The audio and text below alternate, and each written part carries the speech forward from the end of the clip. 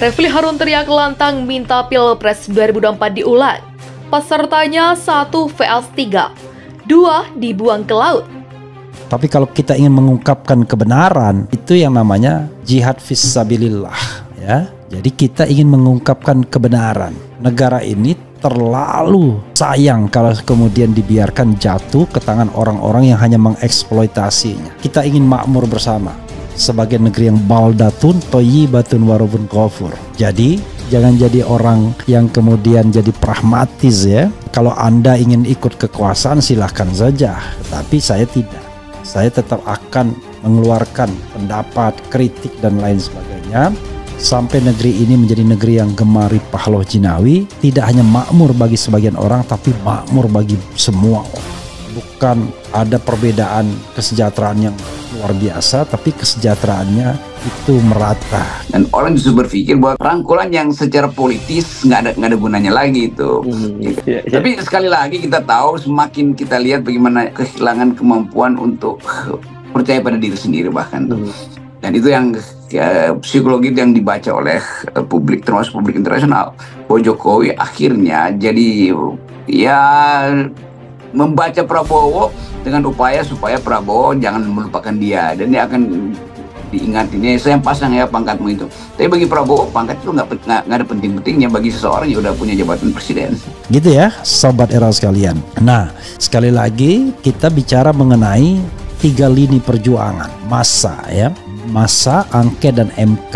Kenapa kita membutuhkan ketiganya? Karena saya meyakini sobat era sekalian, seandainya tidak ada gerakan atau dukungan massa, maka angket itu bisa nggak jalan. Seandainya tidak ada dukungan opini massa, tidak ada keberanian hakim-hakim MK untuk mengembalikan fungsi MK sebagai the guardian of the constitution. Belum dilantik sebagai presiden, tetapi program dia kalau jadi presiden dibahas di situ. Kenapa program yang lain Ganjar dan Anies nggak dibahas? Kan tiga-tiganya kan. Nah, itu sama statusnya. Ya, itu topik yang menarik yang nanti kita mesti ulas lagi panjang lebar ya, Bung Rocky, karena itu juga sekarang jadi kontroversi tersendiri. Tapi kita lanjutkan lagi, dan sebenarnya sejak jauh-jauh hari ada mengingatkan bahwa Pak Jokowi itu nanti pada akhirnya itu bukan dia akan mencari perlindungan pada Pak Prabowo, karena nanti kalau katakanlah tanggal 20 Oktober dia sudah tidak lagi jadi presiden, dan katakanlah Gibran dan Prabowo yang dilantik dan Gibran menjadi wakil presiden, kan tetap saja kekuasaan itu di tangan Prabowo gitu ya, Bung Rocky ya. Jelas itu. Begitu perubahan kekuasaan, semua hal yang diinginkan oleh Jokowi tidak mungkin dipenuhi oleh Prabowo sepenuh-penuhnya, ya mungkin 20% ada tuh. Jadi Jokowi selalu menganggap bahwa dia masih bisa kendalikan tuh keadaan itu. Refly Harun turut hadir di demo penolakan kecurangan Pilpres 2024 yang digelar di depan gedung DPR MPR RI Senayan, Jakarta, Selasa 5 Maret 2024. Pakar hukum tata negara yang menjadi tim Anies Baswedan dan Muhaimin Iskandar ini menyerukan Pilpres 2024 diulang. Refly Harun juga mendesak pasangan 2 Prabowo Subianto Gibran Rakabuming didiskualifikasi. Dalam aksi yang diikuti oleh ratusan massa tersebut, Refly Harun turut menyampaikan orasi dengan narasi kalau pemilu 2024 ini penuh kecurangan. Dari atas mobil komando, Refly Harun menyerukan pemilu ulang dilakukan. Namun dalam seruannya itu, Refly Harun menyebut kalau yang bertarung hanyalah 2 pasangan capres-cawapres. Mau nggak pemilu ini diulang? Diulang siapa lawan siapa? 1 lawan 3. Paslon 2 bagaimana?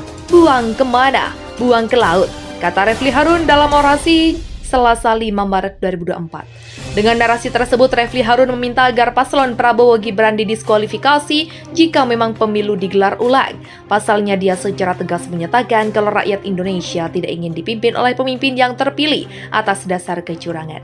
Dengan adanya aksi ini, Refly Harun menyampaikan dukungan penuh. Dirinya bahkan menyerukan akan mendukung pengguliran hak angket. Hak angket terkait kecurangan pemilu di DPR RI. Karena dengan kemudian kita gerunduh, kita dorong, kita support hak angket. Kalau mereka tidak ajukan hak angket, biar kita duduk di DPR. Kita buat revolusi lagi, kita buat reformasi lagi, dan hari ini jumlah kita sekian, besok mudah-mudahan 1 juta orang di sini, kata dia.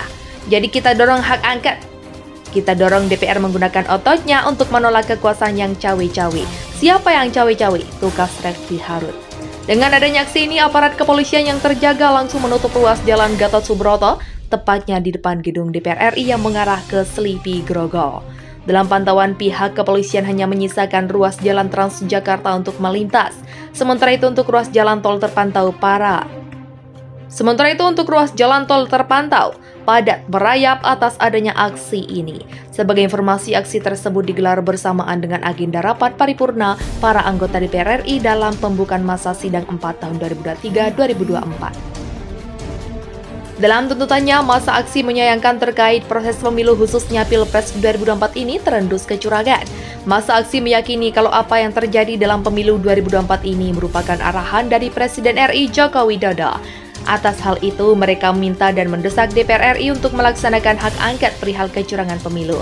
Para anggota DPR yang kami hormati, laksanakan hak angket kalian. Tolak pemilu curang, rezim telah membohongi rakyat, kata seorang orator di atas mobil komando.